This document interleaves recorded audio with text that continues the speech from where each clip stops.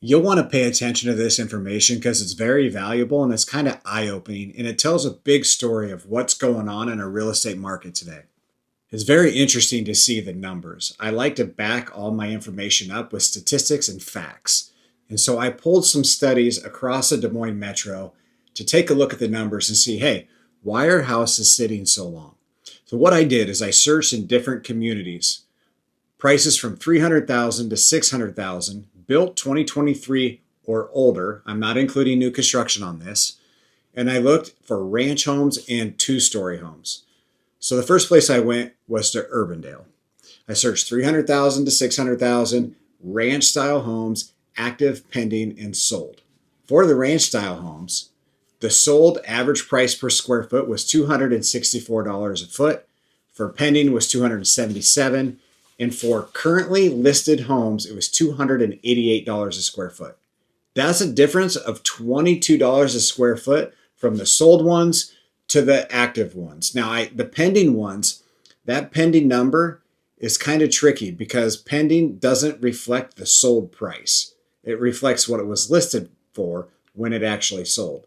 So that number is off a little bit. So I'm comparing to what actually sold in the last 3 to 6 months compared to what's currently on the market.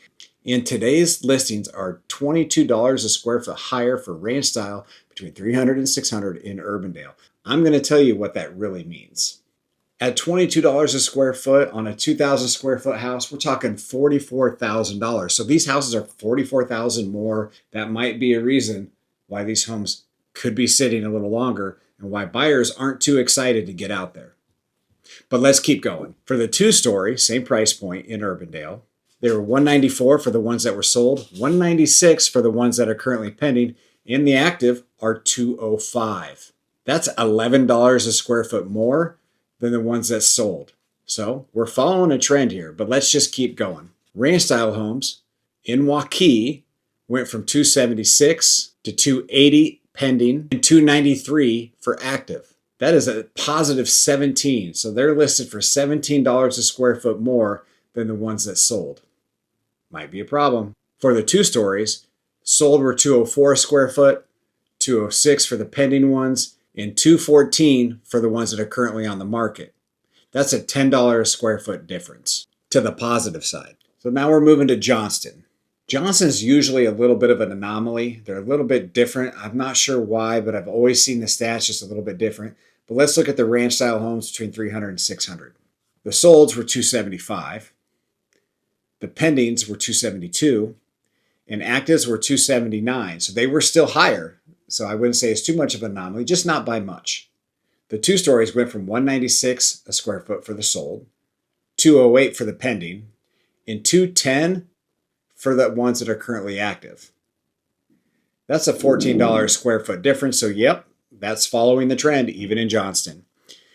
Now Grimes is a different one. And I'm going to just read off these so we can go a little bit quicker. But Grimes, the ranch style, went from $285 for the sold, $292 for the pending, and $296 for the ones that are currently active. That's again an $11 to the positive. So we are seeing a trend here. All the actives are listed for much more than the ones that are sold. I like to do my market analysis on the ones that are sold because that tells us what buyers are paying for homes. We're still a little bit inflated, but let's keep going. For the two stories in Grimes, there were $204 for the sold, $210 for the pending, and $217 for the active. That is a net positive $13 per foot higher than the ones that sold. Again, it's showing us, hey, our sellers might be a little off. Ankeny was $264 a square foot for the ranch, $271 for the pending. So $261 sold, $271 pending, and $273 for the ones that are currently active. That's a positive 9. So that's not a whole lot, but it is more. It is more. And in our market, when it's hard to come by buyers, we need to be priced pretty darn close to that sold number. For the two stories in Ankeny, it was $202 for the sold, $206 for the pending, and $207 for the ones that are currently active. So that's only a +5. That's not too bad. In Altoona, the ranch homes went $254 for the sold, $255 for the pending, but $269 for the active, which tells me they might be priced a little bit high there. That's a +15. For the two stories, there were 191 for the sold, 179 for the pending, and 204 for the active. That's a positive 13. And in Norwalk, this is the last one I did, Norwalk was 254 for the sold, 255 for the pending, and 269 for the active. Again, positive 15. So up $15 a square foot from what the sold ones went for. 191 for the two-story sold, 179 for the two stories that are pending, 204 for the two stories that are currently active. That's $13 a square foot higher for the actives than the sold. So we look at our market as a whole, and we keep hearing reports that it's a buyer's market. As long as sellers continue to price their homes much higher than what other homes are selling for, those homes are going to sit on the market for a longer period of time, which is going to make it feel like a buyer's market. Why would buyers want to jump into the market when they see these prices, especially when rates continue to stay high? If rates drop, then we might see a little bit more action in the market with buyers, which some of those prices might start happening. But until then, if you have to sell your home, you have to know the numbers and you have to have proper advice. And proper advice is to get as close to that sold average as possible. I mean, you got to look at the market, you got to look at the stats, and you have to understand them. And if you're not getting those numbers, you should ask for them, because it's very important to understand the market and know why your home might not be selling. There's rumors out there that the Fed chair is going to step down. If he steps down, Trump is going to push really hard to get someone in there that is going to be more reasonable on the interest rates. And the Fed's rate drops, it is likely to watch the mortgage rates drop right alongside it.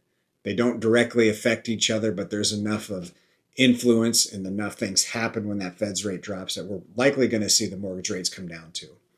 But if we get mortgage rates at 5.5, we're going to see a definite pickup in buyers in the market. And when that happens, the inventory is going to get gobbled up pretty quick. But sellers still need to be realistic with their numbers. That's the number one thing I can tell you over and over again. The sellers have to be realistic with their numbers. And when we're seeing $20 and $15 a square foot higher than the other ones that are sold, we're going to see them sit. If we're seeing $5 to $8, so those markets that have those numbers that are a little better, like Ankeny was +9 on the ranch, +5 on the two stories, those are going to probably sell. We're probably going to see a little more action on those. We're probably going to get them gone.